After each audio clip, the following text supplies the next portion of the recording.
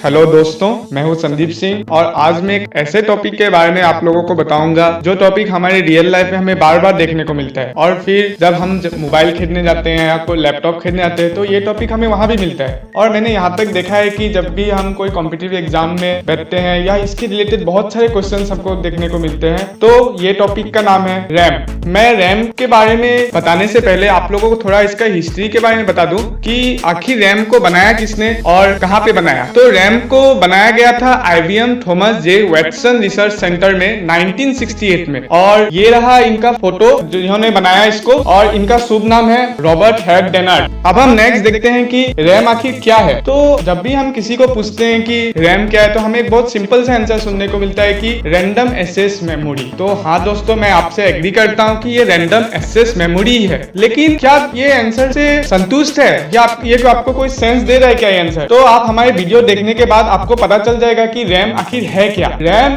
एक working space provide करता है कंप्यूटर या मोबाइल को। तो मैं आपको एक एग्जांपल के जरिए बताना चाहूंगा कि जब भी आप कोई ऐप खोलते हैं मोबाइल में या कोई प्रोसेस को रन करते हैं तो उनको रन होने के लिए एक स्पेस चाहिए या एक जगह चाहिए। तो उस जगह या स्पेस को ही रैम कहते हैं। आप अभी ये सोच रहे हैं कि रैम एक मेमोरी है और फिर हमारा एक एक्सटर्नल मेमोरी भी है। तो आप एक्सटर्नल मेमोरी में जिस तरह परमानेंटली कुछ स्टोर कर सकते हैं फोटोज वीडियो, तो आप रैम में भी वैसे ही स्टोर कर सकते हैं क्या परमानेंटली? तो ऐसा बिल्कुल भी नहीं है, क्योंकि रैम वोलेटाइल मेमोरी है। वोलेटाइल मतलब क्या हो रहा है कि आप जब भी रैम में कुछ स्टोर करते हैं तो आप जब भी मोबाइल में या मोबाइल को जब स्विच ऑफ करते हैं या लैपटॉप को शट डाउन करते हैं तो वहां से अपने आप डाटा इरेज हो जाता है, या आप एप्लीकेशन को जब खोलने के बाद फिर उसको क्लोज करते हैं तो भी डाटा इरेज हो जाता है। और एक मैं बात आपको बताना चाहूंगा कि हमें ऑपरेटिंग सिस्टम भी परमिशन नहीं देता है कि हम रैम में कुछ परमानेंटली स्टोर करें। तो जैसे कि मैं मोबाइल की ही बात कर लूं, जैसे उसमें एंड्रॉइड ऑपरेटिंग सिस्टम देखने को मिलता है, तो एंड्रॉइड ऑपरेटिंग सिस्टम भी परमिशन नहीं देता है कि आप रैम में कुछ परमानेंटली स्टोर करें। या विंडोज का ऑपरेटिंग सिस्टम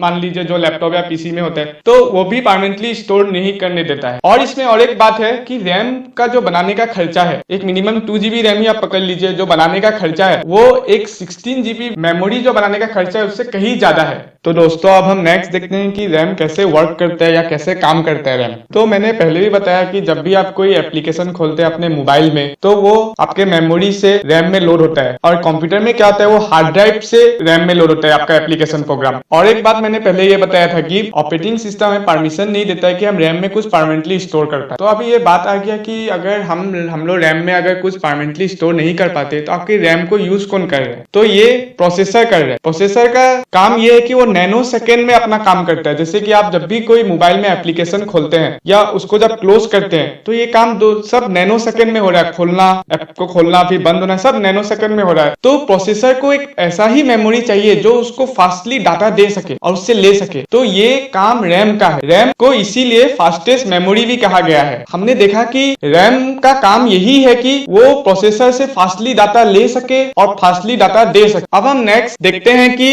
हमारे लैपटॉप या पीसी में कितना रैम की आवश्यकता है, कितना जरूरत है। अभी हम बाजार जब जाते हैं या जब मतलब लैपटॉप खरीदते हैं या मोबाइल खरीदते हैं, हम तो मोबाइल लैपटॉप खरीद ले आते हैं, लेकिन हम जब घर आकर देखते हैं कि हमारा काम तो और ज्यादा है और बहुत बड़ा काम हम लोगों को करना है तो हम लोग के लिए वो रैम सफिशिएंट नहीं होता है। क्या होता है, मोबाइल या लैपटॉप हम लोग का हैंग हो जाता है। तो मैं वही आज बताने जा रहा हूँ कि आपको कितना रैम की जरूरत है अपने स्मार्टफोन या अपने लैपटॉप पे। तो स्मार्टफोन में आपका 2 GB रैम बहुत ही अच्छा है, लेकिन इसमें एक बात है, ये है कि आजकल क्या हो रहा है कि प्ले स्टोर में जो एप्स है उसका क्वालिटी बहुत इंक्रीज हो रहा है, तो उसके अनुसार ऐप का साइज बढ़ रहा है। तो अगर आपका मोबाइल 2 GB रैम से ज्यादा अच्छा है तो और भी बहुत बढ़िया से आपका मोबाइल इफिशिएंटली चल सकेगा। 2 GB रैम में क्या होता है कि अगर आप मतलब कोई ऐप को समझ लीजिए खोल रहे हैं, फिर आपको सपोज दूसरा ऐप कोई चलाना है तो आप उसको बंद कर देते हैं, पहला वाला आपको दूसरा, तो बहुत अच्छा से काम कर सकते हैं। लेकिन अगर आप सोचिए अगर आपको बहुत सारे कम से कम 8-9 ऐप एक साथ चलाने हैं तो 2 GB रैम से ज्यादा होना बहुत जरूरी है। और एक बात ये भी है कि आपको जब मोबाइल खरीदते हैं तो आपको रैम पर खासकर ध्यान देना होता है और प्रोसेसर पे इतना ध्यान देने की जरूरत नहीं है, क्योंकि